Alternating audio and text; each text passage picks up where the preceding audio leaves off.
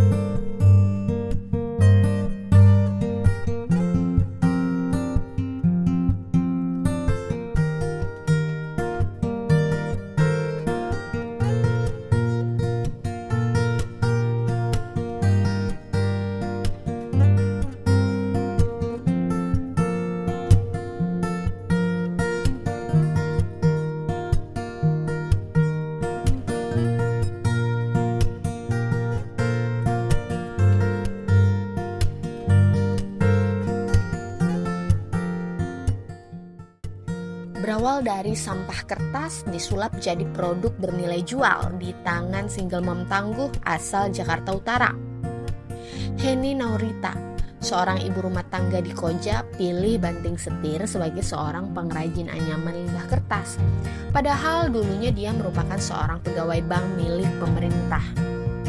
Perjalanan bisnisnya dimulai dari keputusan besar untuk meninggalkan pekerjaan lamanya. Mau buka usaha tapi nggak punya modal. Heni pun putar otak untuk mencari jalan keluar. Ketika itu, Heni mendapati banyak dokumen kertas harus dibawa pulang saat ia resign dari pekerjaannya. Alih-alih mau dibuang, ia justru mencari inspirasi cara mengolah sampah kertas untuk jadi produk kerajinan. Jadi tuh saya emang resign dari BNI dan berkas-berkas ini saya harus bawa pulang gitu. Jadi ya otomatis saya bingung nih mau diapain nih kertas nih. Akhirnya lihat-lihat YouTube, ketemulah tuh yang nganyam dari kertas. Dari situ ya belajar terus, akhirnya ketemu sama Jackpreneur.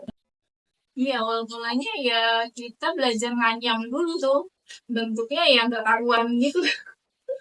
Awal-awal jelek gitu.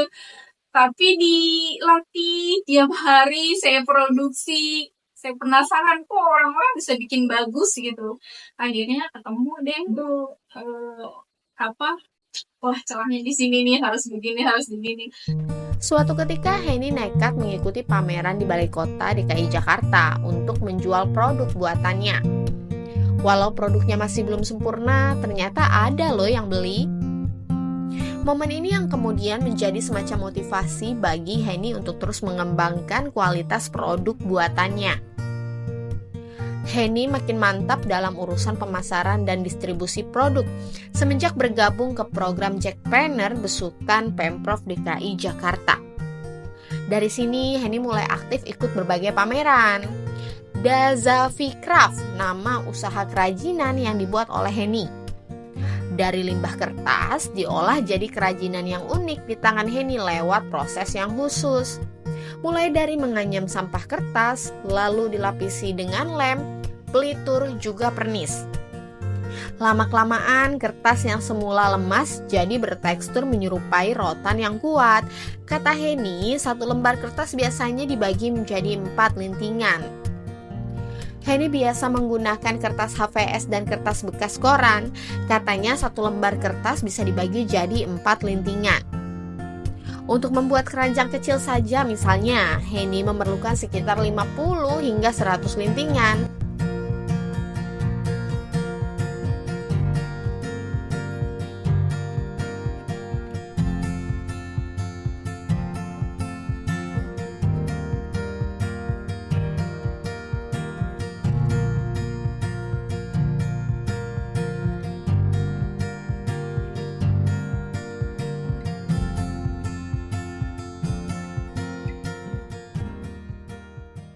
Iya, kertas itu sebetulnya kan pembuatannya dari bubuk kayu itu ya, bubuk kayu itu kan, bikin kertas.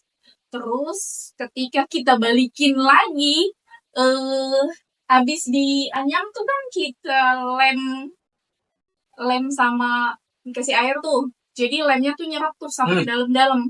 Nah itu dia keras lagi. Terus kita tambahin pelitur, tambahin lagi pernis, udah benar-benar mirip rotan, keras banget gitu.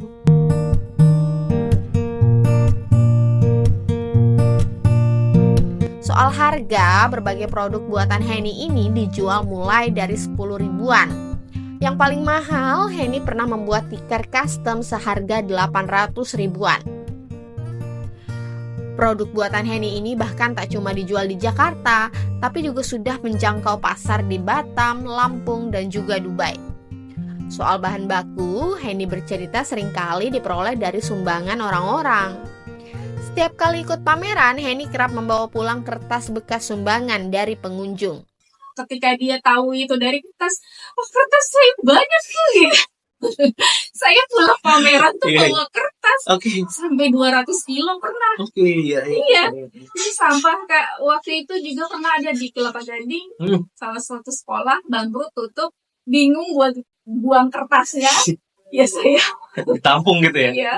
Jadi setiap pameran itu ada aja yang Mbak itu kertas di kantor saya banyak gitu. Jadi kertas tuh memang di Jakarta itu sampah yang memiliki urutan teratas ya ternyata. Iya. Data dari BPS tuh ya. Ternyata pantesan orang bingung. Kadang buang kertas dia harus bayar si yang ngambil kertasnya kan. Kalau saya malahan pengennya beli. Paling ya itu sih sampah mah gampang lah, banyak Pak RT, Pak RW, kelurahan juga pada masih. Kalau kerajinan yang saya bikin sih tetap ya orderan tuh masih ada. Sampai lebaran kemarin itu saya mendapat orderan 1000 piece gitu. Tapi iya itu tadi ya kendalanya saya nggak ada pengrajin untuk nganyamnya. Jadi itu sih kendalanya. Makanya saya sekarang ini aktivitasnya ya buka kelas, ngadain workshop untuk menambah pengrajin.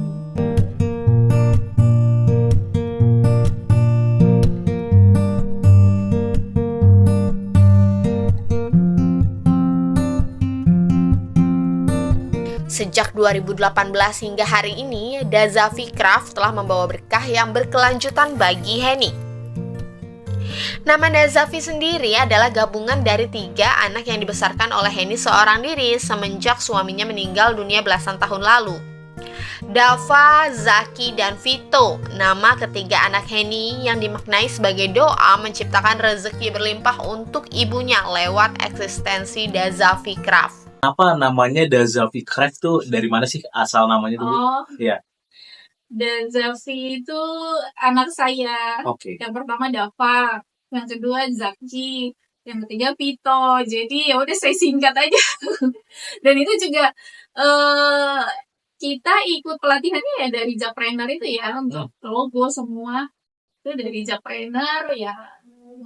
Menurut mereka itu logo, merek, brand harus ada artinya, harus ada filosofinya gitu. Jadi ya karena anak saya 3, mudah-mudahan rezeki anak saya nih di sini. Tapi alhamdulillah sampai mereka lulus pesantren semua. Alhamdulillah saya bisa sampai mereka lulus lagi. Itu semua dari sini. Iya, gitu. Perjuangan dari limbah.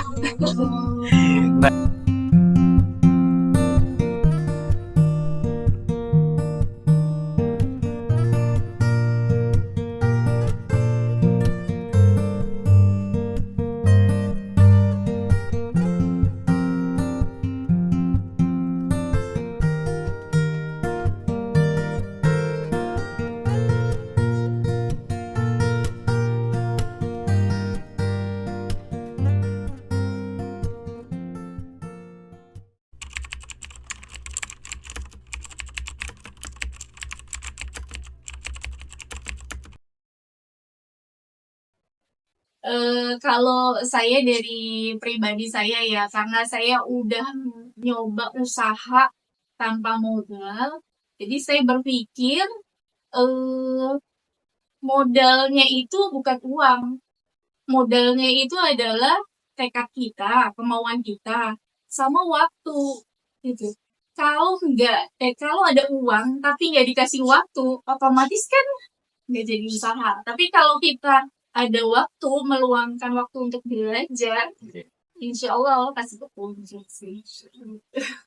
Berarti pesannya mulai aja dulu atau gimana sih Bu? Iya, mulai aja dulu. Yang penting mau belajar. Jangan ditunda-tunda ntar gitu kan, nggak kayak gitu ya. Maksudnya kalau udah ada ide nih, langsung action aja. Terus kita pelajarin terus. Selama kita belajar dan mempelajari itu, kita prosesnya ngejual, lama-lama kan jadi ahli. Nah, begitu ahli, mereka menghargai kita. Download Tribun X sekarang. Menghadirkan lokal menjadi Indonesia.